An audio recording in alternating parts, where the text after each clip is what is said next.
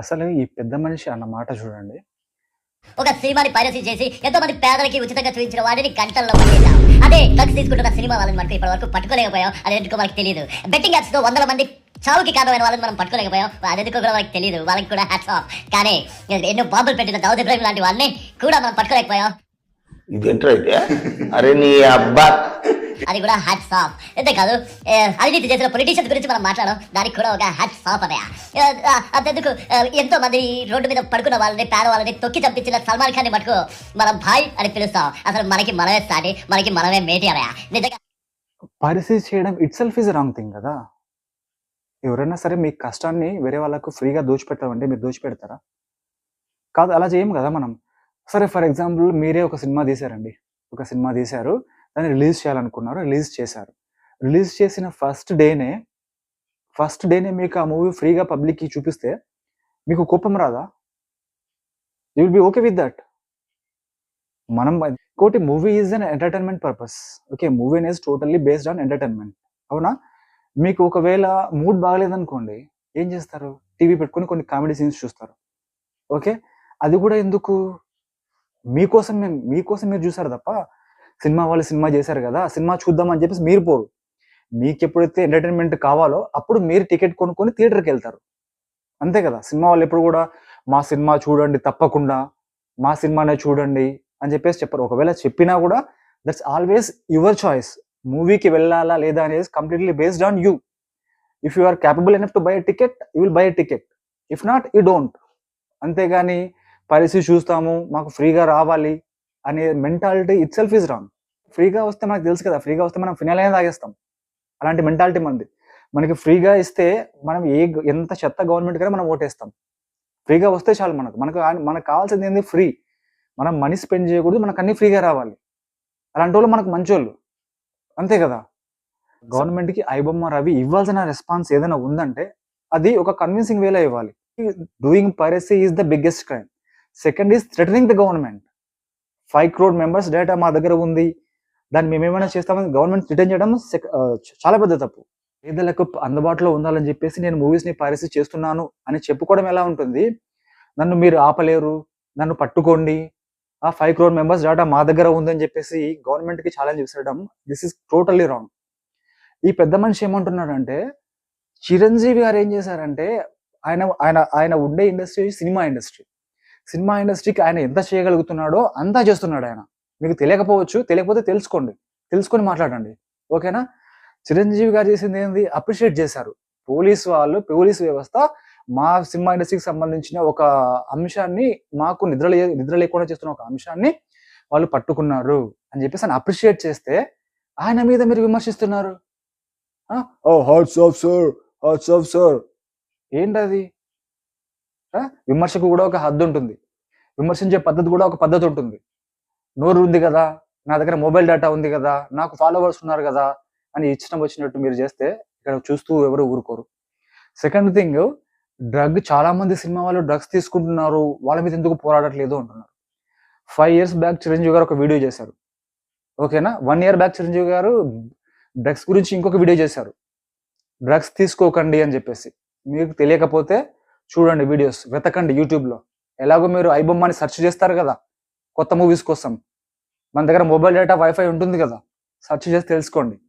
Third thing ఏంటంటే, పాలిటిక్స్లో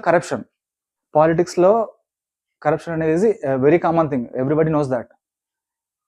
మీరు యాజ్ ఏ ఇండియన్ సిటిజన్ అవినీతి లేని నాయకుడిని ఎంచుకోండి, అవినీతి చేయని నాయకుడిని ఎంచుకోండి. మీకు చేతనైతే, మీకు ఫ్రీ స్కీమ్స్ ఇచ్చే నాయకులను కాదు. అవినీతి ఎవరైతే చేయరు అని మీకు ఎవరైతే నమ్మకం ఉంటుందో వాళ్ళని you choose as your leader. Okay, Chiranjeevi గారు ఏం చేస్తారు? ప్రతి చిన్న విషయానికి చిరంజీవి గారే తీసుకోవాలి, చిరంజీవి గారే చొరవ తీసుకోవాలి, చిరంజీవి గారే పరిష్కారం చేయాలి. చిరంజీవి ఏమన్నా మీ పొలిటికల్ నాయకుడా? చిరంజీవి ఏమన్నా న్యాయ వ్యవస్థలో ఉన్నారా? చిరంజీవి గారు ఏమన్నా పోలీస్ వ్యవస్థలో ఉన్నారా? Still he is doing everything he can. He campaigned against drugs. He campaigned against piracy. He campaigned in favor of blood donation, eye donation, and organ donation. He is doing everything he can. Still you cry on Chiranjeevi. Why? Because he is a soft target.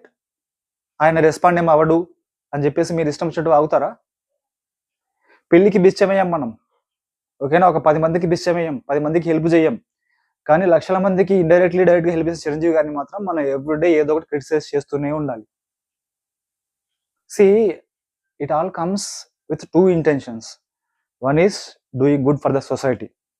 If you are doing good for the society, you don't criticize people who already has done so much to the society. Second thing is unnecessary attention. మీకు attention కావాలి అనుకుంటే ఎవరైతే famous persons ఉంటారో వాళ్ళని అన్నెసరీగా poke చేస్తూ ఉంటారు. Those are 2 reasons. Okay, those 2 are invalid in Chiranjeevi's case. Okay, Chiranjeevi గారు ఏమి చేసినా కూడా తప్పు, మిగతా వాళ్ళు ఏం చేసినా రైట్ అనే ధోరణిలో ఉంది మీ క్రిటిసిజం. ఇంకొకటి ఏంటంటే దావుద్ ఇబ్రహీంని చిరంజీవి పట్టుకోవాలా? ఏంట్రా అసలు నీ లాజిక్ ఏంటి? నాకు అర్థం కావట్లేదు. చిరంజీవి ఏమైనా FBI, ఇంటర్పోలా, అరే CBI? దావుద్ ఇబ్రహీంని చిరంజీవి ఎలా పట్టుకుంటాడు? కొంచెం బుర్ర ఉండే మాట్లాడుతున్నారా లేదా? క్రిటిసైజ్ చేయాలనుకుంటే ఒక పద్ధతి ఉంటుంది, ఆ పద్ధతిలో క్రిటిసైజ్ చేయండి. ఇంకొకటి ఏంటంటే ఫస్ట్ నిజాలు ఏవో అబద్ధాలు ఏదో తెలుసుకొని క్రిటిసైజ్ చేయండి. ఓకేనా? మనకు అటెన్షన్ వస్తుంది కదా, మనకి మైలేజ్ వస్తుంది కదా అని చెప్పేసి ఇష్టం వచ్చినట్టు వాగితే అది మంచిది కాదు. అర్థమైందా? చిరంజీవి గారు ఏమేమి చేశారో, చిరంజీవి గారు ఏమేమి చేస్తారో మీకు యూట్యూబ్లో అన్ని వీడియోస్ ఉంటాయి, చెక్ చేసుకోండి. ఓకే, 32 crores తన ఓన్ మనీతో చిరంజీవి గారు కరోనా టైంలో ఆక్సిజన్ సిలిండర్స్ పంపిణీ చేశారు. దాని గురించి మాట్లాడారు ఎవరైనా? మాట్లాడరు. ఐ బ్యాంక్, బ్లడ్ బ్యాంక్ పెట్టేసి ఎంతో మందికి స్ఫూర్తినిచ్చారు ఆయన. టువర్డ్స్ సొసైటీ, మీరు ఏదో ఒకటి చేయండి సొసైటీకి అని చెప్పేసి ఇన్స్పైర్ చేశారు 1 generation-ని. అది మనకు తెలియదు. ఎంతో మంది సినీ కార్మికులు చిరంజీవి వల్ల చాలా లబ్ధి పొందారు, అది మనకు తెలియదు. మనకు తెలిసింది ఒకటే, క్రిటిసైజ్ చెయ్యి. ఆయన మంచి మాటలనే క్రిటిసైజ్ చెయ్యి. ఆయన చెడు అంటే ఎలాగో చేయడు ఆయన. ఆయన చెడు చేసిన మనుషులు ఎవరో లేరు, అలాంటి ప్రూవ్ కూడా చేయలేరు మీరు, ఎందుకంటే మీ వల్ల కాదు అది. Stop all the bullshit campaigning against megastar Chiranjeevi or any other persons when you don't have any proofs. Got it? Followers unnaru, నాకు లైక్లు వస్తాయి, నాకు వ్యూస్ వస్తాయి, ఎంత చెడ్డ పోస్ట్ పెట్టినా.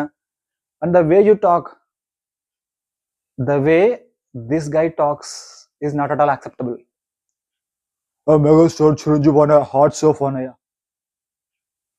సమాజంలో నీకంటూ ఒక పేరుంది, సో ఆ పేరును నిలబెట్టుకునేలాగా మాట్లాడండి. మిమ్మల్ని చూస్తే ఒకరు ఇన్స్పైర్ అవ్వాలి. మీరు మాట్లాడేది, మీరు చేసే పని ఇదే కదా. You want to inspire A generation, that's it, right? So speak accordingly. Don't speak in a manner where everyone are getting offended. Got it? That's it.